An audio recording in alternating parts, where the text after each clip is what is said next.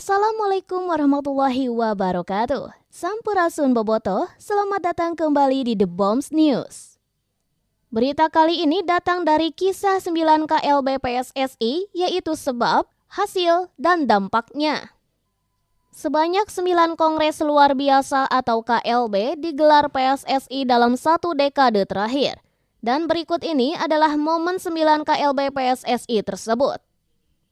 Tuntutan menggelar Kongres Luar Biasa atau KLB PSSI dari pemilik suara atau voter akhirnya muncul. Persis dan Persebaya menjadi pelopor tuntutan KLB PSSI setelah peristiwa tragedi Kanjuruhan. Peristiwa di Stadion Kanjuruhan pada 1 Oktober 2022 tersebut hingga kini tercatat telah menelan 135 korban meninggal dunia. Hingga kini, pengusutan tragedi Kanjuruhan pun masih berjalan. Sudah ada 6 orang yang ditetapkan sebagai tersangka. Namun demikian, banyak pihak yang merasa tak puas karena hingga kini belum ada tersangka dari pihak PSSI. Banyak pihak menganggap PSSI telah gagal dalam menjalankan perannya sebagai Federasi Sepak Bola Nasional dalam tragedi Kanjuruhan. Karena itu tuntutan KLB pun terus didorong guna membuat perbaikan sepak bola Indonesia. Berkaca dari sejarah, sejak PSSI reinkarnasi pada tahun 1950, sudah ada belasan KLB yang digelar. Dan dari belasan itu, KLB paling sering digelar dalam 1 dekade terakhir atau sejak kepemimpinan Nurdin Halid. Dan berikut ini adalah 9 KLB yang pernah diadakan PSSI sejak Nurdin Halid lengser pada 1 April 2011 lalu. 1. KLB 20 Mei 2011. FIFA melengsarkan Nurdin Halid dari posisi Ketua Umum PSSI pada 1 April 2011. Pada saat yang sama, FIFA pun membentuk komite normalisasi. Tim ini pun dipimpin mantan Ketua Umum PSSI pada periode 1999 hingga 2003, yaitu Agum Gumelar. Agum bersama timnya pun menggelar KLB pada 20 Mei 2011 di Hotel Sultan Jakarta.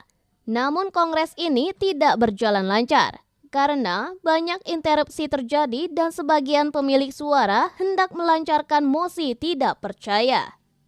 Akar masalahnya adalah muncul nama George Toisuta dan Arifin Panigoro sebagai 2 calon ketua umum. Dan hal ini dianggap tidak memenuhi syarat. Akhirnya, kongres pun terpaksa dihentikan dengan status deadlock dan tanpa hasil.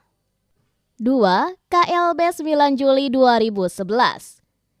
Kegagalan KLB 11 Mei disikapi Agum dengan menyelenggarakan KLB 9 Juli. Dan kali ini, kongres pun berlangsung di Solo. Tidak seperti KLB sebelumnya yang kisruh, kali ini kongres berjalan dengan lancar dan tanpa kendala berarti. Dan hasilnya, Johar Arifin Husin terpilih sebagai ketua umum dan Farid Rahman sebagai wakilnya. Pada saat yang sama, dipilih juga 9 anggota Komite Eksekutif atau EXCO yang salah satunya adalah Lanyala Mataliti. Namun sayangnya ini menjadi babak baru kisruh sepak bola nasional. Masalahnya, Johar menyebut Liga Primer Indonesia atau LPI sebagai kompetisi resmi dibanding Indonesia Super League atau ISL. Dan ini pun memicu dualisme kompetisi. 3. KLB 9 Desember 2012.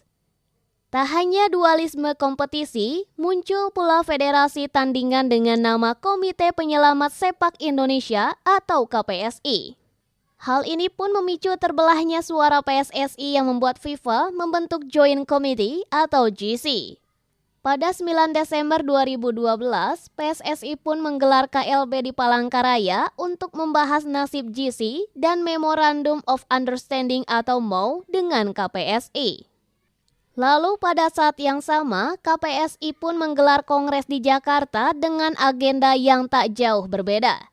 Dengan ini, konflik dualisme federasi dan kompetisi tak berakhir. Karenanya, FIFA pun kembali mengirim utusan untuk mendamaikan situasi dan kondisi di sepak bola Indonesia yang tak kunjung harmonis. 4. KLB 17 Maret 2013. Campur tangan FIFA dan AFC ini akhirnya membuahkan hasil. Pada 17 Maret 2013 digelarlah KLB di Hotel Borobudur, Jakarta. Kongres kali ini secara spesifik membahas dualisme federasi dan kompetisi yang menjadi akar masalah perseteruan. Lalu dalam kongres ini dihasilkan keputusan KPSI yang dibubarkan. Sebagai jalan tengah Lanyala yang jadi pemimpin KPSI didapuk menjadi wakil ketua umum mendampingi Johar. Dan sejumlah anggota yang sempat disanksi PSSI pun dipulihkan statusnya. Lalu dampak dari KLB ini akhirnya LPI dan ISL dilebur. ISL tetap menjadi kompetisi yang diakui PSSI, namun akar perpecahan belum juga usai.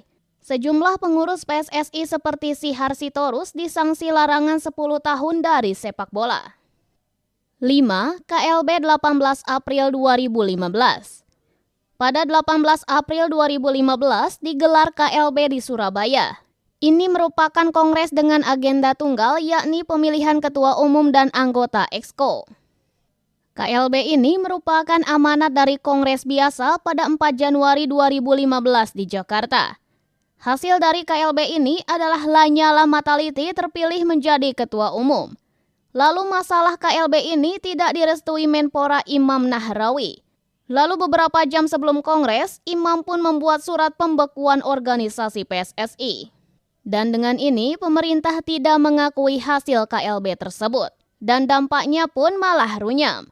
FIFA pun menjatuhkan sanksi pembekuan anggota PSSI karena ada intervensi pemerintah. Pembekuan itu pun diumumkan FIFA dalam kongres pada 30 Mei. 6. KLB 3 Agustus 2016. Setelah sanksi FIFA dicabut pada 13 Mei 2016, pemilik suara PSSI dengan nama kelompok 85 meminta digelar KLB. Dan PSSI yang sudah kehilangan Lanyala karena terjerat kasus hukum terpaksa menggelar KLB. Dalam KLB di Ancol tersebut, Hinca Panjaitan ditetapkan sebagai pelaksana tugas atau PLT Ketua Umum. Dan amanat yang diberikan ke Hinca adalah untuk segera menggelar kongres pemilihan ketua umum. Pada fase ini, hubungan pemerintah sudah mulai membaik. PSSI dan Kemenpora pun sudah bisa berdiskusi meski belum terlalu lancar. Hinca dan pengurus PSSI saat itu akhirnya menetapkan KLB sebelum akhir tahun. 7. KLB 10 November 2016. Setelah melewati sejumlah hambatan, akhirnya digelar KLB pada 10 November di Ancol, Jakarta. Dalam kongres ini, Edi Rahmayadi, seorang Panglima Komando Cadangan Strategis Angkatan Darat atau Pangkostrat, menang telak. Ketika itu Edi menang dengan 76 suara dari total 107 voters. Edi pun mengalahkan Panglima TNI Pur Mueldoko, Edi Rumpoko, juga Kurniawan Dwi Yulianto. Dan Edi memimpin PSSI dalam 4 tahun, yakni 2016 hingga 2020. Namun ternyata Edi malah memanfaatkan popularitasnya di PSSI untuk kontestasi politik. Sembari memimpin PSSI, ia malah mendaftar jadi calon gubernur Sumatera Utara. Dan hal ini membuat voters PSSI membuat mosi tidak percaya. 8. KLB 27 Juli 2019. Dalam kongres tahunan biasa, PSSI di Bali pada 20 Januari 2019, Edi menyatakan mundur saat memberi sambutan kongres. Dengan ini, Edi tak sampai mendapat pernyataan mosi tidak percaya yang sudah dirancang. Dengan mundurnya Edi, Wakil Ketua Umum Joko Driono didapuk menjadi pelaksana tugas atau PLT. Namun Joko akhirnya tidak bisa menjalankan tugas tersebut sebab ia ditetapkan sebagai tersangka hukum pengaturan skor oleh polisi. Ketika itu, isu pengaturan skor memang sedang gencar. Karenanya digelar KLB pada 27 Juli pada Januari untuk merevisi statuta, pengesahan revisi kode pemilihan, dan pemilihan anggota komite pemilihan serta komite banding pemilihan.